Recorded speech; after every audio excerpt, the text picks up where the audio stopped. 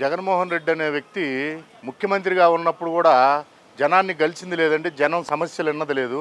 అతను ధనార్జన తప్పితే ఏ రోజు కూడా ప్రజాసేవ మీద కానీ ప్రజల సమస్యల పట్ల కానీ ఎటువంటి చిత్తశుద్ధి లేని వ్యక్తి ఎవరైనా ఉన్నారంటే అది జగన్మోహన్ రెడ్డేనండి. అందుకే ప్రజలు 11 సీట్లు ఇచ్చినా ఇంకా సిగ్గు లేకుండా తనకి లేని హోదా కావాలని కోర్టుకు వెళ్ళాడంటే ప్రజలు ఇవ్వండి అధికార పక్షం ఎలా ఇస్తుంది అతనికి ఆ హోదా అనేది అర్థం కాకుండా నాకు ప్రతిపక్ష హోదా వస్తేనే నేను అసెంబ్లీకి వస్తానంటాం ఎంత దిగజారుడు రాజకీయం అంటే నువ్వు ఓన్లీ పులివెందులకు ఎమ్మెల్యే. నీ పులివెందుల సమస్యలు ఏందో కూడా నీకు పూర్తిగా అవగాహన లేదు. 5 సంవత్సరాలు కాలయాపన చేశావు. అదేంటంటే లక్షల కోట్లు అప్పు తెచ్చి మళ్ళా కొంత అందుట్లో ఒక పైసా ప్రజలకేసి బటన్ నొక్కాను, బటన్ నొక్కటమే ప్రజా సేవ అని నువ్వు భావిస్తే జగన్మోహన్ రెడ్డి దానికంటే పిచ్చితనం ఇంకోటి లేదు. అభివృద్ధి కుంటిపరిచావు. ఈ 5 ఏళ్లలో ఏమి రాష్ట్రాన్ని ఎన్ని రకాలుగా బస్టు పెట్టాలంటే 3 రెడ్లకు పెత్తనం అప్పచెప్పి రాష్ట్రాన్ని అంధకారం చేశావు. విజయసాయిరెడ్డి, సజ్జల రామకృష్ణారెడ్డి, పెదరెడ్డి రామచంద్రారెడ్డి వీళ్ళు 3 రాష్ట్రాన్ని విచ్చలవిడిగా దోచుకున్నారు. అందుకే జనం మీ మీద చేదరబుట్టి మీకు 11 సీట్లు అప్పచెప్పారు. జనం అప్పచెప్పిన సీట్లకి మీకు ఎలా హోదా వస్తుందని, ప్రతిపక్ష హోదా ఎలా వస్తుందని మీరు అనుకుంటున్నారు? జగన్మోహన్ రెడ్డి, మీరు ఇప్పటికైనా తెలుసుకొని, ఇప్పటికైనా మీ స్థాయి ఏందో, మీరు చేసిన వ్యవహారం ఏందో తెలుసుకొని ఇప్పటికైనా ప్రవర్తిస్తే, ఉందాగా ప్రవర్తిస్తే అసెంబ్లీకి వెళ్ళి కనీసం మీ నియోజకవర్గ సమస్యల గురించి అన్న మాట్లాడితే జనంలో ఎంతో నమ్మకం వస్తుంది. కానీ వేల కోట్లు సంపాదించావు జగన్మోహన్ రెడ్డి. జానడు కడుపుకి కావాల్సింది ఒక ముద్ద, పోయిన తర్వాత కావాల్సింది 6 అడుగుల నేల. అన్ని వేల కోట్లు ఏం చేసుకుంటావు జగన్మోహన్ రెడ్డి? 2 కూతుర్లు, తర్వాత ఏమో ఎటుపోయిద్దో ఈ సొమ్మంతా. ఇన్ని ప్యాలెస్లు ఏం చేసుకుంటావు జగన్మోహన్ రెడ్డి?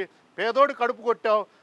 నకిలీ మద్యం, ఇసుక అధిక రేట్లు, అన్ని ఖనిజ సంపదనంతా నీ సొంత జాగీర్లాగా, నీ రాజారెడ్డి మీ తాత రాజారెడ్డి ఇచ్చిన ఆస్తిలాగా దోచుకొని రాష్ట్రాన్ని లూటీ చేశావు. చివరికి 6 అడుగుల నేలే జగన్మోహన్ రెడ్డి.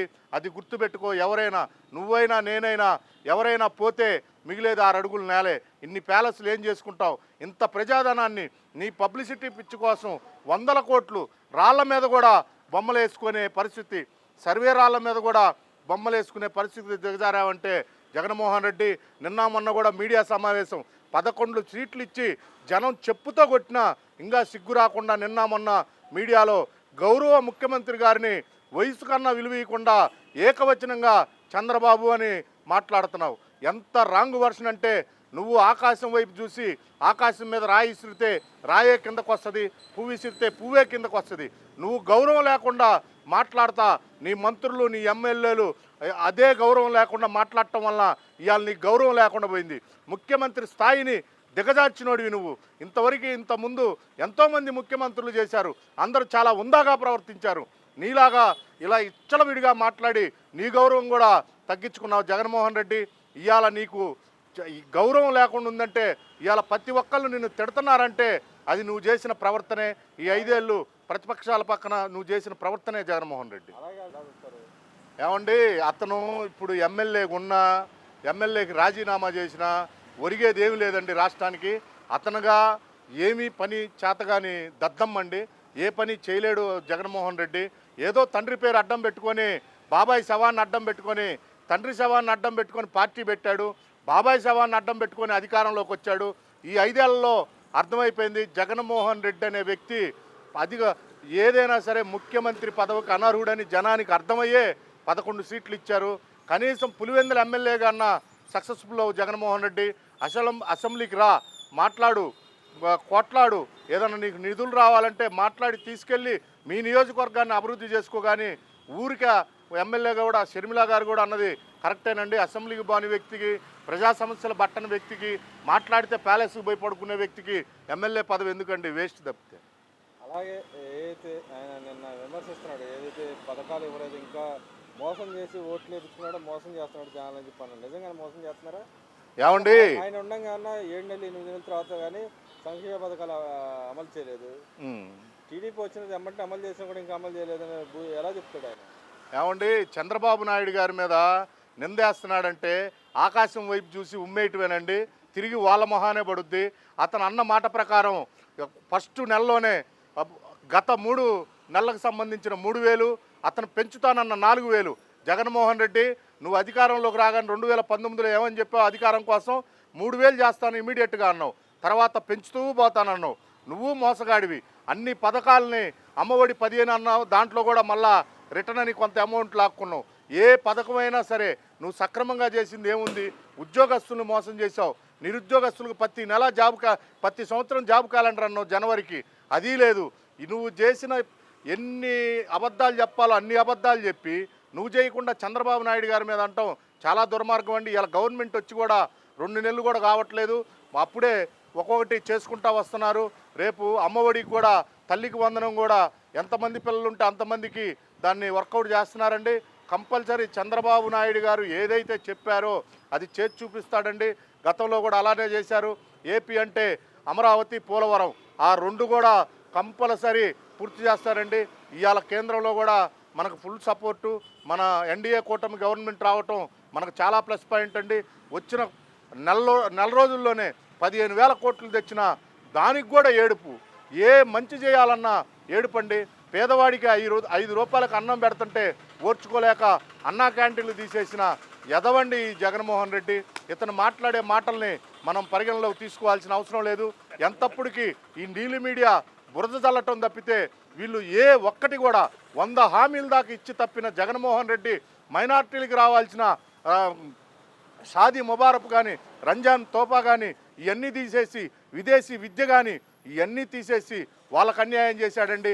దళితులకు రావాల్సిన 21 సంక్షేమ పథకాలని వాటిని రద్దు చేసి వాళ్ళకు అన్యాయం చేశాడు. మాట్లాడితే అంబేద్కర్ గారి పేరు మీద ఉన్న పథకాలను కూడా అతని పేరు పెట్టుకొని, సొంత పేరు పెట్టుకొని వాళ్ళని మోసం చేశాడు. ఎవరిని అన్ని వర్గాల్ని, ఒక వర్గం అని కాదండి, అన్ని వర్గాల్ని మోసం చేసిన వ్యక్తి జగన్మోహన్ రెడ్డి అనే వ్యక్తి. అలాగే ఇక్కడ పథకాల పేర్లు, మహనీయుల పేర్లు పెడితే దాన్ని కూడా విమర్శిస్తుంది. దాన్ని ఎలా చూస్తారు? జగన్మోహన్ రెడ్డి దీనికంటే పైచాస్కత్వం ఏముందండి? అతనే గొప్పవాడని ఒక పిచ్చివాడు నేనే గొప్పవాడిని అనుకుంటాడు కదా. అలానే జగన్మోహన్ రెడ్డి ఆ పిచ్చితోనే, ఆ టీం కూడా అదే భ్రమతోనే ఉన్నారండి. ప్రజెంట్ వాళ్ళు ఈ 5 సంవత్సరాలు దోపిడీ చేశారండి. ఆ దోపిడీ సడన్గా ఆగిపోవటం వల్ల వాళ్ళు జీర్ణించుకోలేక తెలుగుదేశం వాళ్ళు ఏ మంచి పని చేసినా, ఎన్డీఏ కూటమి ఈ ప్రభుత్వం ఏ మంచి పని చేసినా వీళ్ళకి కంటవింపు చర్యగా ఉంది. మంచి చేయటం అంటే జగన్మోహన్ రెడ్డికి నచ్చదండి. జనం ఎప్పుడు అలానే నాశనం అవుతుండాలా, అతని ఆస్తులు పెరుగుతూ ఉండాలా, అది అతని లెక్కండి. జనాలు బాగుపడుతుంటే చూసి వారవలేని వ్యక్తి ఎవరైనా ఉన్నారంటే అది జగన్మోహన్ రెడ్డి అండి. అందుకే అన్నా క్యాంటీన్లు చంద్రబాబు గారు ప్రారంభిస్తే అతను తొలగించాడు. అమరావతిని అంత అభివృద్ధి చేస్తే కొన్ని లక్షల కోట్లు వచ్చి అమరావతిని నాశనం చేశాడండి. జనం పచ్చగా ఉండటం చూస్తే జగన్మోహన్ రెడ్డి ఓర్చుకోలేడు. కపట ప్రేమ, దొంగ ప్రేమ, అతను దొంగ ముద్దులు పెట్టే వ్యక్తి. కానీ నిజంగా జనం మీద ప్రేమ ఉన్న వ్యక్తి అయితే కాదండి. అంత ప్రేమ ఉన్న వ్యక్తి అయితే ఇన్ని వేల కోట్లు, ఇన్ని ప్యాలెస్లు కట్టుకోడండి.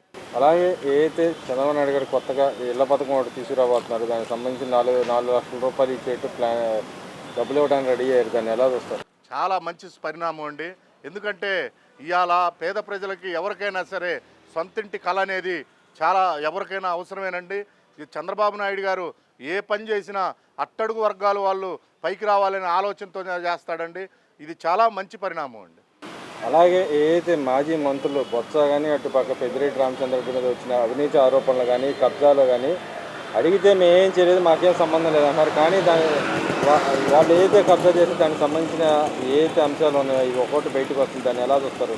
ఒక పక్కన బొత్స అయినా ఎవరైతే సైనికులు ఉంటారో సైనికులకు సంబంధించిన ల్యాండ్ దెబ్బేసాడు, కానీ నేను చేయలేదని ఆయన చెప్తున్నాడు. దాన్ని ఎలా చూస్తారు? సార్, ప్రతి దాని మీద ఎంక్వైరీ ఉందండి. వీళ్ళు ఒకటి కాదండి, సామెత ఒకటి ఉందండి, ఆవు చేలో మేస్తుంటే దూడ గట్టును మేస్తుందా అని.